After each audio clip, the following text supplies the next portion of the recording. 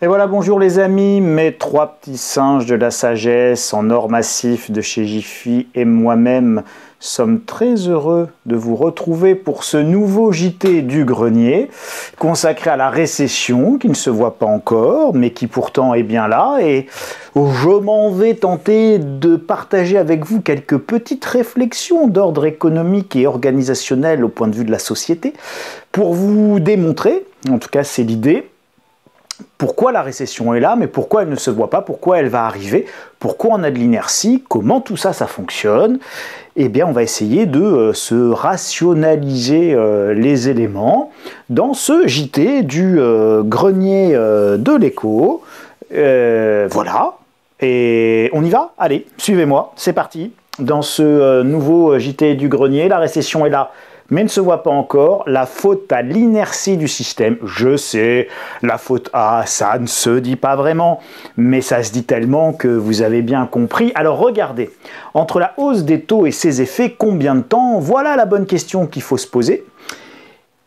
Ça, ce sont les différentes... alors là, on avait monté les taux avant l'an 2000 pour faire sauter, exploser la bulle Internet, calmer la spéculation, puis on avait baissé les taux, puis il y avait eu le 11 septembre 2001, on était allé très bas, des taux directeurs à 1%, puis on les avait remontés, ça avait créé la crise dite des subprimes en 2007, 2008, 2009, avec l'élément, voilà, le feu d'artifice et le bouquet final avec la faillite de la Lehman Brothers, et puis la crise des dettes souveraines en Europe, 2011, 2010, 2011, 2012, Mario Draghi, machin, tout ça, et on avait baissé les taux d'intérêt, on les avait tellement baissés qu'à un moment donné, on est même arrivé en Europe, c'est la courbe jaune, à 0%, même moins 0,5 avec des taux directeurs négatifs. En 2016, 2017, 2018, la Fed avait tenté, courbe rouge, de remonter un peu ses taux d'intérêt, et à 2,5, les marchés avaient tellement couiné, on avait commencé à avoir une énorme correction, un début de crack boursier à Wall Street, donc on avait vite rebaissé les taux d'intérêt, et puis arrive le Covid, patatras, boum, les taux à zéro, quoi qu'il en coûte. Arrive l'inflation, la guerre en Ukraine, l'inflation du Covid et la guerre en Ukraine, et hop, boum, les taux d'intérêt montent. Enfin, sont montés, ils ne montent pas tout seuls, hein, c'est les banques centrales qui augmentent les taux d'intérêt. Alors c'est très intéressant, 25, je vous ai remis toutes les dates de toutes les augmentations, enfin les mois où les taux ont été augmentés, je vous ai pas mis la date exacte, on s'en fiche du jour, de toute manière c'est pas ça qui est pertinent ou important, ce qui est important c'est de comprendre le processus d'augmentation des taux d'intérêt qui est comme ça par palier. Donc ce sont des marches, là donc c'est un escalier, vous voyez d'habitude c'est vraiment on voit les marches, puis alors là les marches elles sont tellement hautes, tellement elles sont rapprochées, bah, qu'évidemment c'est difficile à gravir pour les marchés. En juillet 2022, on est à 0%, on passe de moins 0,50 à 0, mais on a des taux à 0. Donc on passe de taux négatifs, moins 0,5, à des taux positifs, enfin à des taux à 0, neutre en termes nominal, hein, pas en termes réels, et on passe à 0. En juillet 2022, c'est-à-dire il y a 15 mois, 14-15 mois, on a juste des taux à 0. Donc il faut bien que vous compreniez qu'avec des taux à 0, bah, dans l'économie, il ne se passe pas grand-chose en fait. Donc moins 0,5 à 0, il ne se passe pas grand-chose. En août 22, on est à plus 0,5. Puis en octobre 22, c'est-à-dire il y a globalement 12 mois, on est à 1,25. 1,25 évidemment, l'économie, même à 1,25, vous continuez à acheter une maison, un appartement, vous pouvez faire construire. À 2 aussi. À 2,50 également, vous y arrivez. En gros, le taux de douleur, vous voyez, il avait été à 2,50 en 2018 aux États-Unis, et globalement, c'est à peu près la même chose chez nous, de 50 à 3%, quoi. Voilà. Et donc, 3%, on les atteint en février 2023, c'est-à-dire il n'y a pas encore un an. Il n'y a pas encore un an. Donc, c'est extrêmement court. Et puis, bah, après, ça monte, et on va atteindre les 4% uniquement cet été, en juillet 2023, c'est-à-dire avant-hier. Donc évidemment, pour le moment, la récession ne se voit pas parce que ça met du temps à se transmettre et que les taux ne sont pas arrivés à 4,5 en ligne droite en un coup. On n'est pas passé de 0 à plus 4,50. On est passé par toutes ces étapes-là, et toutes ces premières étapes, en fait, elles n'ont pas énormément d'effets. Donc les effets, ils arrivent, et donc maintenant, on va regarder pourquoi ça met un petit peu de temps à se transmettre, et ça s'appelle l'inertie. Et je voulais vous parler d'inertie, d'effondrement, de résilience, de fonctionnement du système, et c'est important de comprendre ces forces de rappel qu'on a dans tout système, dans toute structure humaine. Et là, on va parler donc aujourd'hui de l'inertie. C'était ça sur lequel je voulais attirer un petit peu votre attention. L'inertie, c'est à la base un phénomène physique qui indique qu'un mécanisme manque de réactivité. Donc ça, c'est l'inertie au sens scientifique du terme. En économie, par extension, l'inertie désigne la difficulté d'un système à s'adapter rapidement à des changements extérieurs. Alors là, je prends l'exemple d'une entreprise qui ne peut pas, exemple cohérent par rapport à la situation inflationniste. On a une augmentation importante du prix des matières premières, du prix de ses fournitures, des prix de ce qui rentre dans l'entreprise pour qu'elle puisse faire son travail et offrir son produit, son service. Donc ça, comme ça augmente, il faut qu'elle puisse le répercuter rapidement. Et des fois, il y a de l'inertie entre augmenter les prix de mon catalogue, puis j'avais déjà enregistré des commandes, donc de toute manière, je dois honorer des commandes à des prix anciens. C'est notamment ce qu'on a vécu terriblement, fortement les entreprises du BTP qui ont eu des envolées terrifiantes de certains matériaux et qui ne pouvaient pas le répercuter dans les prix de vente, puisqu'ils avaient, par exemple, les constructeurs de maisons individuelles, ils s'étaient engagés sur des prix et donc ils n'étaient plus capables de trouver les fournitures, mais avec des augmentations de 100%. Donc vous avez énormément de sociétés du BTP qui sont en train aujourd'hui de déposer leur bilan à cause de cette inertie et de cette incapacité à répercuter les prix pour des raisons juridiques, pour des raisons actuelles, pour des raisons commerciales, pour plein de raisons différentes, mais vous avez donc une inertie, et cette inertie, là ici elle entraîne la faillite, mais vous allez voir qu'en fait elle entraîne surtout une forme de lenteur dans les évolutions et dans les changements, mais on peut parler par exemple d'un État qui n'arriverait plus au hasard à réduire son endettement par exemple. Alors, toutes les organisations humaines, et ça c'est important, entreprises, associations, États, institutions, tout repose sur l'inertie. C'est très important comme notion. Tout repose sur l'inertie. Par nature, les organisations sont des systèmes qui cherchent toujours à appliquer, et ça, vous pouvez le vivre, le visualiser, l'expérimenter dans votre quotidien de salarié, d'entrepreneur, de fonctionnaire, peu importe même de retraité, peu importe votre boulot, votre fonction, vous faites partie d'un grand tout qui est la société française au sens large. Et donc, cette organisation, cette structure, ce sont des systèmes qui cherchent toujours à appliquer les mêmes routines, à reproduire et à parfaire les mêmes procédures. Une petite répétition là. Les mêmes procédures, vous voyez bien, tous les ans on fait notre déclaration d'impôt, tous les ans on paye notre taxe foncière, tous les ans, donc vous savez, tous les ans on fait la rentrée scolaire, puis tous les ans on a les vacances, puis on a le calendrier des vacances, puis on a nos zones de vacances A, B, C, puis on pose nos congés un an à l'avance, et puis on réserve nos congés un an à l'avance, on réserve dans la station de ski, dans le mobil-home, dans le camping, machin, ça, un an à l'avance pour avoir la bonne place, l'endroit qu'on veut, et tout le tintouin. Sans inertie, une organisation ne peut tout simplement pas fonctionner. Je reprends, sans inertie, une organisation ne peut tout simplement pas fonctionner. Et maintenant, on va se poser la question, imaginons un monde sans inertie. C'est intéressant ça de raisonner là ici par la négative. Alors, vous pouvez faire la même chose d'ailleurs à peu près sur tout, c'est un exercice intellectuel qui est assez toujours marrant à faire. Vous pouvez par exemple vous poser la question, qu'est-ce que serait un monde où il y aurait une transparence absolue. Et donc quand vous commencez à décliner le fait que vous ne pouvez pas avoir une pensée secrète, tout est connu, tout le temps, en permanence, vous imaginez un peu le monde terrifiant dans lequel on serait. Donc la transparence absolue ou la vérité absolue, non, une société a besoin d'un peu d'hypocrisie parfois, de petits secrets, de petits jardins secrets, comme on dit pudiquement, pour pouvoir fonctionner convenablement. S'il fallait toujours tout réinventer, improvisation, innovation constante, permanente, les interactions seraient proprement impossibles. Imaginez que tout change tout le temps, à chaque seconde, à chaque milliseconde, tout change. C'est-à-dire vous arrivez le matin dans votre entreprise, imaginez que votre banque, votre boulanger, votre opérateur téléphonique, ils changeraient leur service ou les conditions d'utilisation toutes les semaines. Vous pensiez avoir un forfait, mais non, en fait, vous n'avez plus le même forfait. Mais là, aujourd'hui, puis demain, vous n'aurez plus le même non plus, puis après-demain, plus le même non plus. Imaginez que vos collègues changent tout le temps. Toutes les 2 heures, on vous change de collègue.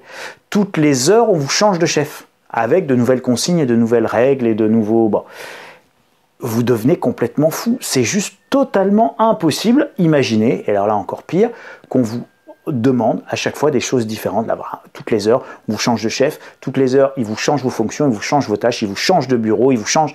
C'est impossible de vivre comme ça. C'est tout simplement impossible. Donc, le système a besoin d'inertie, et là, en l'occurrence, il a besoin de prévisibilité.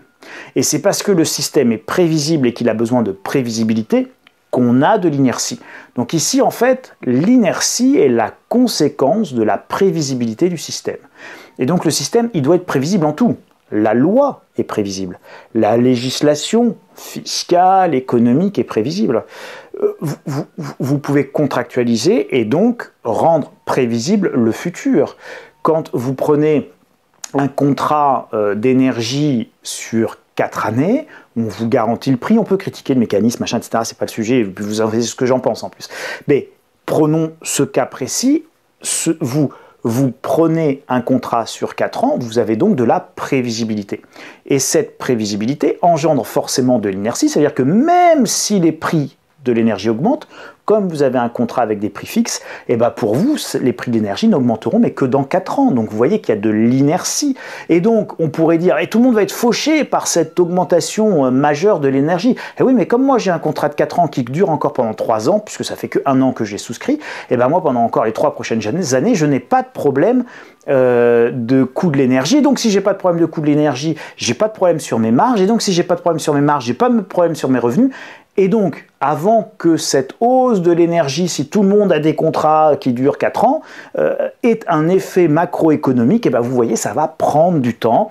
La prévisibilité des contrats, la prévisibilité de la loi, la prévisibilité des organisations et des systèmes induit forcément, par nature et par essence, une forme d'inertie importante. La prévisibilité de nos actions, de nos procédures, de nos règles produisent l'inertie du système et donc aussi sa résilience. Et c'est parce que tout ça prend beaucoup de temps, et bien que le système, on dit « Waouh, qu'est-ce qu'il est résilient, qu'est-ce qu'il est solide, qu'est-ce qui tient un choc ?» Et on verra qu'évidemment, il y a des choses à comprendre là aussi.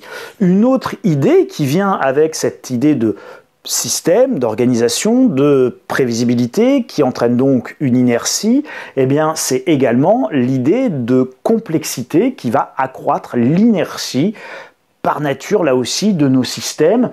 Combien faut-il désormais de temps pour construire quelque chose? Si vous avez un gros projet, vous voulez faire un cinéma quelque part, une nouvelle halle commerciale, peu importe, bon.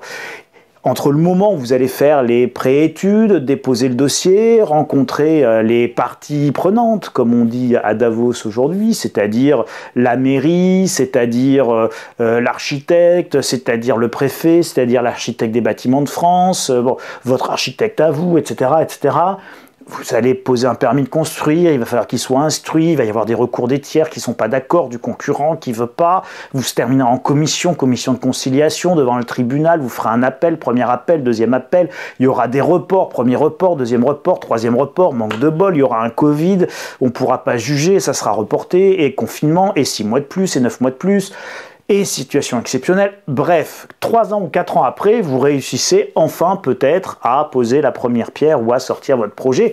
Il y a de l'inertie qui est renforcée par la complexité juridique des systèmes, etc. En 2022, par exemple, le délai moyen de livraison d'une voiture entre sa commande, le fait que vous ayez les clés, que vous puissiez partir avec, et encore avec une carte grise provisoire, tellement c'est le bazar à la préfecture pour avoir vos papiers, eh bien il vous faut 6 mois en moyenne, c'est énorme comme délai. Donc entre le moment où vous allez avoir une baisse des ventes de voitures et le moment où ça va se voir, eh bien vous allez avoir des mois qui vont se passer. Inertie à tous les étages. Ce que vous achetez dans les grandes surfaces, par exemple, vous avez remarqué qu'il n'y a plus de réassort aujourd'hui. Donc avant, comme les chaînes logistiques étaient relativement courtes, on produisait relativement proche, et bien on pouvait faire des réassorts. C'est le fameux modèle Benetton, d'accord? Donc ils savaient qu'ils vendaient des pulls verts, donc ils produisaient que des pulls verts et ils faisaient des réassorts en pulls verts. Et puis tout ça c'est un peu fini comme modèle des années 80-90. On est passé à un modèle mondialisé pur. Donc là, vous achetez X quantité de containers, vous passez la commande 1 an à l'avance.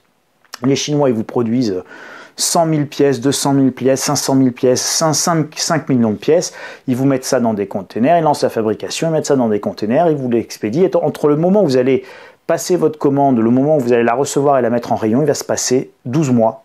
Voilà, il va se passer 12 mois. Donc en fait, aujourd'hui, vous avez dans les rayons, ce qui arrive, ce sont tous les cadeaux du Père Noël. Et bien, les cadeaux du Père Noël qui arrivent en rayon aujourd'hui, globalement, ils ont été commandés il y a un an. Et vous commandez aujourd'hui pour les fêtes de l'année prochaine, donc pour les fêtes de fin d'année et les cadeaux de Noël de 2024. Donc, il n'y a presque plus de réassort, d'accord? On vous dit, ah ben non, mais il n'y en a plus, il n'y en a plus. Quand il n'y en a plus, il n'y en a plus encore. C'est pas comme Pec Citron. Quand il n'y en a plus, il y en a encore. Ça ne marche plus. Donc là aussi, ça accroît évidemment l'inertie du système, puisque de toute manière, si vous avez commandé, vous ne pouvez pas dire, ah ben non, il y a crise, donc je peux pas mettre ça dans les rayons, je vais en prendre moins, il va y avoir moins de consommation, etc. Donc non, en fait, il y a de l'inertie. Plus un système est complexe et raffiné, plus il induit justement cette inertie. Et toute nouvelle modification, forcément, est difficile à implémenter dans ce système de plus en plus complexe. Donc forcément, les effets de la hausse des taux d'intérêt, ce sont des effets qui mettent du temps à se matérialiser, car c'est un processus, d'accord? C'est progressif. Alors vous avez vu déjà, même si la hausse a été très rapide, ce sont des paliers, ce sont des marges, donc c'est forcément déjà progressif et c'est un processus d'augmentation des taux d'intérêt. Et donc ce processus d'augmentation des taux d'intérêt, il induit un processus de matérialisation progressive des effets et de ces taux d'intérêt dans l'économie. Donc le seuil de douleur, à mon sens, est globalement, si on doit définir un seuil, c'est à peu près 3%. Ce n'est qu'en avril 2023 que les taux seront poussés à 3,5%. Et donc là, au-dessus du véritable seuil de douleur, des taux à 1%, évidemment, j'enfonce une porte ouverte, ne déclenchent pas les mêmes effets que ceux qui sont à 2, à 3 ou évidemment à 4,5. Comme il y a de l'inertie dans le système, tout ne change pas brutalement, même si les taux augmentent. Quelques exemples. Toutes les dettes, par exemple, ne sont pas refinancées toutes le même jour, d'accord? C'était ce que je vous disais tout à l'heure. Tout le monde n'a pas à refinancer sa dette le même jour. Tout le monde ne veut pas revendre sa maison le même jour. Tout le monde n'a pas besoin de déménager le même jour. Donc, vous avez une inertie dans le système, y compris sur les dettes.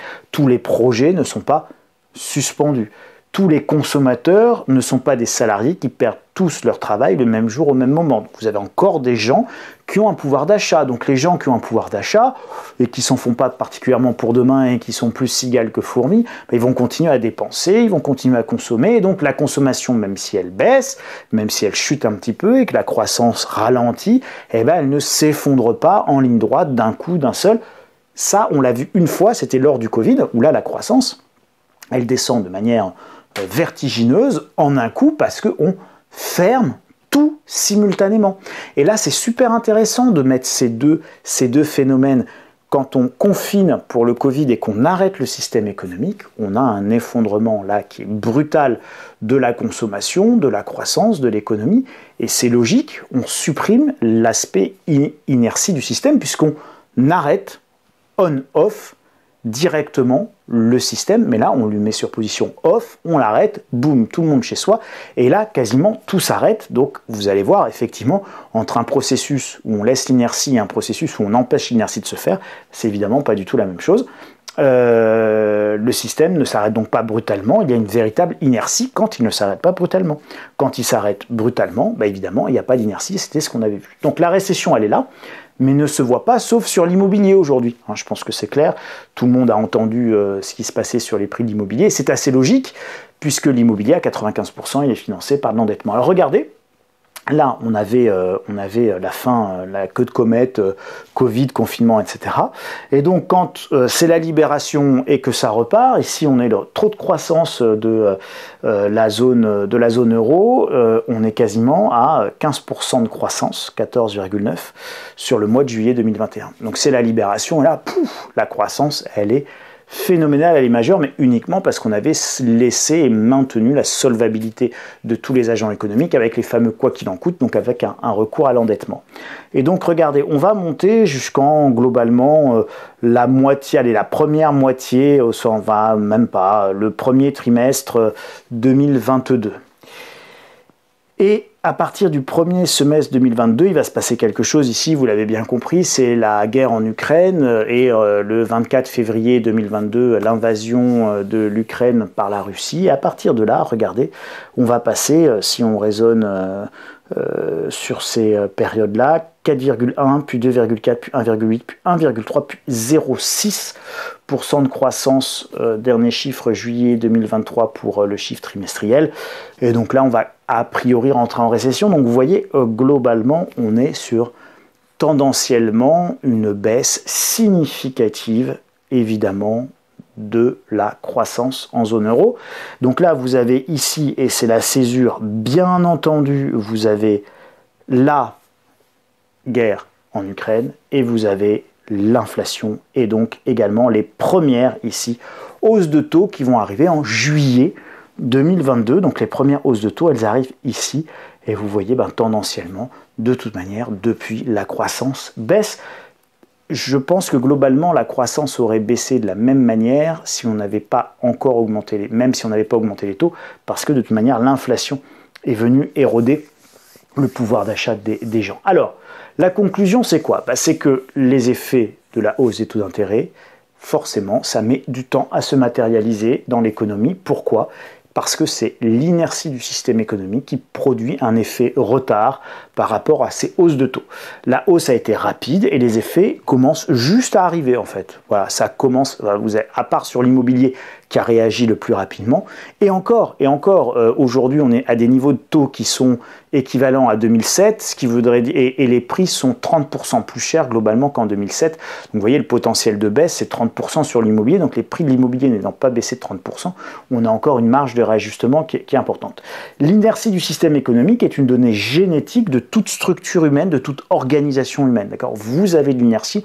L'inertie, elle est indispensable. Il ne peut pas y avoir de fonctionnement dans une organisation humaine sans inertie. Un monde sans inertie est un monde qui ne peut pas fonctionner, qui serait dysfonctionnel. Ce n'est pas possible. L'inertie amène la résilience, la complexité accroît l'inertie, la mondialisation, l'informatisation, les possibilités offertes par l'informatisation, d'accord, tout ce qu'on peut faire maintenant grâce à l'ordinateur qu'on ne pouvait pas faire, ça nous donne encore plus de règles, encore plus de lois, puisque maintenant on peut le gérer, alors qu'avant, à la main, on n'aurait pas pu. L'augmentation des normes, des règles, des lois accroissent sensiblement la complexité, donc l'inertie. Pensez à tout ce qui est RSE, RGPD, qui occupe des milliers de personnes qui sont quand même payées à couper les cheveux en quatre et à chasser les mouches, parce que si vous voulez, la RGPD, la RSE, le greenwashing, machin, tout ça c'est bullshit et roupie de sans sonner. Donc les auto-certifications, et ça j'adore, vous vous souvenez, on avait des attestations pour pouvoir sortir pendant le Covid, où on s'attestait nous-mêmes qu'on avait le droit de sortir et qu'on avait été très pressés d'aller faire des courses. Et puis il y a, sur les banques, maintenant, vous avez les auto-certifications. Je m'auto-certifie résident français, j'habite en France, mon adresse est en France, mais non, il faut qu'en plus je signe. J'ai donné un justificatif de domicile, un passeport, ma carte d'identité, mon ADN, ma prise de sang, mes triglycérides, mon groupe sanguin, enfin j'aurais tout donné au banquier, mais en plus je dois auto-attester que, puis là il y a un type qui vous envoie quand même l'auto-certification, puis l'auto-certification vous la renvoyez, il y a un gars qui archive l'auto-certification, on scanne le document, on l'envoie à Bercy, là il y a un fonctionnaire, il tamponne l'auto-certification, tout le monde est très content, ça sert strictement à rien, mais tout le monde est content de le faire, donc voilà, l'économie c'est ça devient de plus en plus ça, et donc ça c'est de l'économie forcée d'ailleurs, hein. C'est de l'économie imaginaire. Donc des exemples d'obligations qui ne servent à rien mais qui occupent beaucoup de monde, la récession est déjà là, elle a commencé dans l'immobilier, 95% des opérations se font à crédit, donc évidemment ça arrive après dans d'autres secteurs. Regardez, c'était un autre graphique que je voulais vous montrer dans cette conclusion. Ça, c'est la courbe des taux de croissance en France. Et donc vous voyez que là c'est 0. Donc quand on est au-dessus, c'est de la croissance. Quand on est en dessous, c'est de la récession, c'est-à-dire de la croissance négative, comme disait Christine Lagarde quand elle était je vais pas y arriver, je crois, directrice générale. Non, elle était ministre de l'économie quand elle était ministre de l'économie de Sarkozy quand elle nous avait sorti la croissance négative. Enfin, si je dis des bêtises, vous corrigez dans les commentaires, mais il me semble de mémoire qu'elle était ministre de l'économie et des finances. C'était la Bruno Le Maire de l'époque. Donc en 75, choc pétrolier. Donc là, on a une récession. En 93, c'est les baladurettes, les jupettes. Il y a des primes pour les voitures parce qu'on avait une autre récession. Alors ça, c'était lié à la réunification allemande et au taux d'intérêt qui était extrêmement élevé. Ils étaient à plus de 10%. Donc, parce que les Allemands n'avaient pas créé de monnaie, ils avaient emprunté sur les marchés, donc ils avaient asséché les marchés de liquidité pour absorber RFA, enfin que la RFA puisse absorber la RDA de l'époque et donc la réunification allemande. Ça avait coûté une fortune absolue et donc la France l'avait payé par une récession. Et puis, troisième récession dans l'histoire récente, vous voyez, il n'y en a pas tant que ça. La crise des subprimes en 2009, une bonne récession. Et évidemment, vous voyez là, la mise à l'arrêt du système, moins 8% en 2020 avec la crise du Covid et les confinements suivis d'un moins 7,8 suivi d'un plus 7 de croissance avec la réouverture, la libération, la fin des confinements. Et puis aujourd'hui, on revient à zéro, la tête à Toto, et donc la récession, elle arrive. Alors, la conclusion, c'est que la différence entre une récession et un effondrement, c'est important de se la poser. Un effondrement, c'est quand la vitesse de la récession est supérieure à l'inertie du système. Un effondrement, c'est si la vitesse de la récession est supérieure à l'inertie du système. Ça veut dire que vous avez deux éléments et deux paramètres à prendre en compte pour réfléchir et donc anticiper un petit peu les choses, c'est que vous avez un rapport évidemment entre inertie et vitesse de propagation du choc. Et le deuxième élément, c'est la force et la violence du choc par lui-même. Vous le voyez évidemment dans ce graphique. Ici, vous avez un choc d'une violence phénoménale. Alors le choc, c'est pas tant le Covid en lui-même, puisque finalement, il n'a pas été très choquant en termes médical, finalement. On a eu très très peur, mais statistiquement, on mourait finalement assez peu du Covid, pas dans sa version initiale, mais dans ses versions mutées. On a, mettons ça sur de la chance, on a sans doute eu de la chance, mais en tout cas, Omicron, etc., n'avait pas du tout de taux de létalité significatif. Et donc, là, ce qu'on a ici comme effondrement, c'est un effondrement avec un choc d'une très grande violence et une vitesse immédiate. Donc l'inertie, elle n'a pas fonctionné. La seule chose qui a fonctionné et qui nous a évité l'effondrement, c'est évidemment le quoi qu'il en coûte. Si on n'avait pas fait de quoi qu'il en coûte en prenant les mêmes mesures de confinement, c'était là, par contre, l'arrêt et l'effondrement systémique de l'ensemble du système économique mondial s'il n'y avait pas eu ce quoi qu'il en coûte par rapport à la décision du confinement. On aurait pu faire comme la Suède, décider de ne pas confiner, de ne pas faire de quoi qu'il en coûte et de ne pas avoir plus de morts ou moins de morts que partout ailleurs dans le monde, puisque l'exemple suédois est quand même très éclairant sur le Covid. On pouvait effectivement faire autrement. N'oubliez pas le dossier du mois pour ceux qui veulent aller plus loin, qui est sur comment construire un patrimoine en 10 ans, même en temps de crise. Et donc, vous voyez bien que l'inertie, évidemment, permet la résilience du système. Donc, il y a des choses à faire, y compris en termes patrimonial et y compris quand il y a des crises. Toute crise ne signifie pas la fin du monde. Vous l'aurez compris, voilà les quelques considérations, réflexions et approches intellectuelles que j'avais envie de partager avec vous en ce dimanche soir du mois de décembre avec Noël qui s'approche. Chaque semaine, un petit peu plus. Écoutez, vous n'hésitez pas à partager cette vidéo massivement, à faire la promotion, à vous abonner à la chaîne, à vous abonner à la Let's Stratégie. Vous avez même la possibilité, si vous ne savez pas quoi offrir à quelqu'un, de lui offrir un abonnement à la Let's Stratégie. Vous pouvez me retrouver sur Twitter, @insolenciae, insolenciae.com, tous les jours une édition économique, et puis vous pouvez vous abonner là où il doit y avoir un petit i qui a dû se mettre quelque part. Voilà, merci les amis, merci pour votre attention, merci pour votre fidélité, merci pour votre grande bienveillance, votre grande gentillesse, les commentaires qui sont toujours chouettes et sympas, les échanges que vous pouvez avoir entre vous et qui sont enrichissants pour tout le monde. Je n'y réponds jamais, mais en revanche, je les lis. Merci à tous, prenez bien soin de vous les amis, on se retrouve dimanche prochain. Salut.